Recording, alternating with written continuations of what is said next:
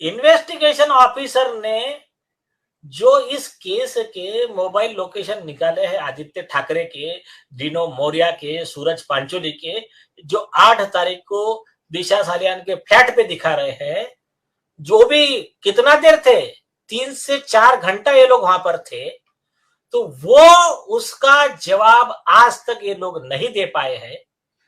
और ऐसी झूठी स्टोरी लेकर आ रहे कि हम तो वहां थे ही नहीं।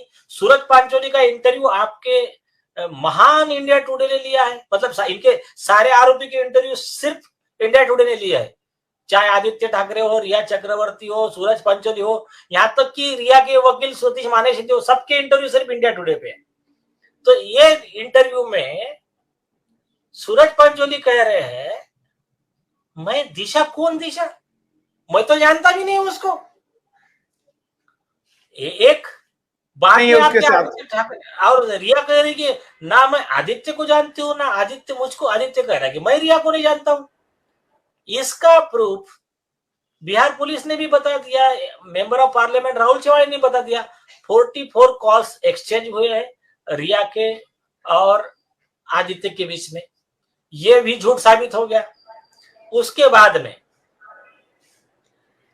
क्राइम नंबर 15 ऑफ 2020, मतलब 16 ऑफ 2020 जो था, जिसमें रिया अरेस्ट हुई थी नारकोटिक्स ब्यूरो का, जो 15 ऑफ 2020 है, उसमें जो रिया के मोबाइल चैट रिकवर करके लगाए हैं, जिसमें दीपिका पादुकोण वगैरह सारे सेलिब्रिटी को समन किया गया था, उस रिकॉर्ड में आदित्य के और रिया के जो एविडेंसेस है, वो कई साल, मतलब ये घटना घटने के कई महीने पहले से, साल भर पहले से वो एक दूसरे के टच में है। मतलब वो एक दूसरे के, इसके प्रॉपर्टी का मैटर है, जगह खाली कराने का, उधर आदित्य भाई उसको मदद कर रहे हैं।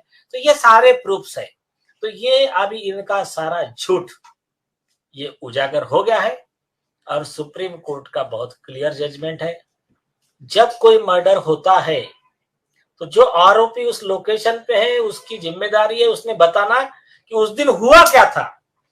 अगर वो झूठा डिफेंस लेता है, अगर वो कहता है कि नहीं ऐसा नहीं ऐसा हुआ था, तो झूठा, वो अगर डिफेंस झूठा साबित हो जाता है, तो ये झूठ itself is sufficient for giving punishment conviction to the accused. मतलब सिर्फ झूठे डिफेंस के आधार पर ही आरोपी को दोषी मानकर सजा दी जा सकती है, और ऐसी सजा सुप्रीम कोर्ट ने दी है। तो अभी इस केस में, यहां तो छोड़ दीजिए, उसने झूठा वर्जन नहीं बोला है, उसने तो बोला है कि मैं ना, हम ना उनको जानते, और वो दिशा का जिस दिन मर्डर हुआ है उस दिन तो मैं मेरे नाना जी के फ्यूनरल में वो उनको देखने गया था हॉस्पिटल में। तो इससे उनका पूरा पूरा झूठ साबित हो चुका है।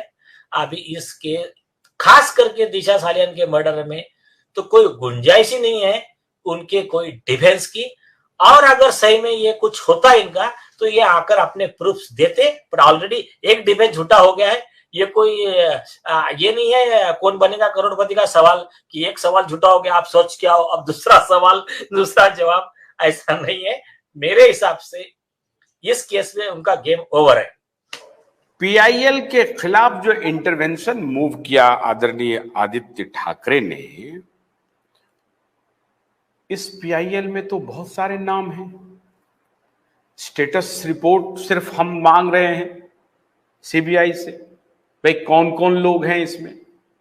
सूरज पंचोली प्रोमिनेंट नाम है दिशा सालियान मर्डर केस में, बहुत ही प्रोमिनेंट नाम है सूरज पंचोली। सूरज पंचोली का एक और मुकदमा पहले ही से ही चल रहा है जिया खान के मर्डर का, जिसको इन लोगों ने पूरी तरह से सुसाइड डिक्लेयर कर दिया था। उसमें अभी भी ये इनका चल ही रहा है इन्वेस्टिगेशन। और अब तो ये कहा जा रहा है कि ये जो है ये ये जो विल वाले ओफेंडर हैं, ये विलफुल ओफेंडर हैं। तो ये जो ओफेंडर हैं, ये उनका भी नाम है। सूरज पंचोली ने तो कोई इंटरवेंशन नहीं लगाया, आदित्य ठाकरे क्यों आ गए? अरे कस्टोडियल इंटरोगेशन तो उद्धव ठाकरे का भी मांगा है, वो तो सूरज पंचोली का भी उसमें है ही, डिनो मोरिया का भी नाम आता है उसमें। उसमें राजदीप सरदेसाई का भी नाम आता है, रिया चक्रवर्ती का भी नाम आता है, तो ये लोकमत ग्रुप का भी नाम है, इंडिया टुडे ग्रुप का, सबका इंट्रोगेशन मांगा है। तो बाकी लोग जो है वो उन्होंने नहीं लगाया, हो सकता है उनके वकीलों ने बताया होगा उनको कि नहीं आपको अधिकार नहीं है इंटरवेंशन लगाने का, या फिर और जो उनके रीजन होंगे गॉड नोज। सिर्फ क्या एक बताओ, क्या मुझे जितना समझता है, जब नाश मनुष्य पर छाता है तो पहले विवेक मर जाता है। और दूसरी जो बात है कि जाको प्रभु दारुण दुख देना, पहले उसकी मति हर लीना। तो ये विनाश काले विपरीत बुद्धि जिसको ये हो गया, लेकिन बहुत अच्छा हुआ मेरे हिसाब से, तो बहुत अच्छा हुआ। अभी कोर्ट में सिर्फ 2 पॉइंट पे केस है, बस 2 point. Nitish Rane, Narayan Rane, Republican Bharat, police का रिकॉर्ड बोलो, और सबसे एक ही चीज, इनके मोबाइल लोकेशन, ये सही है या गलत है? अगर ये सही है तो आदित्य ठाकरे एंड कंपनी अंदर, इसमें हमने तो प्रेयर मांगा इनको बिना बेल दिए अंडर ट्रायल चला।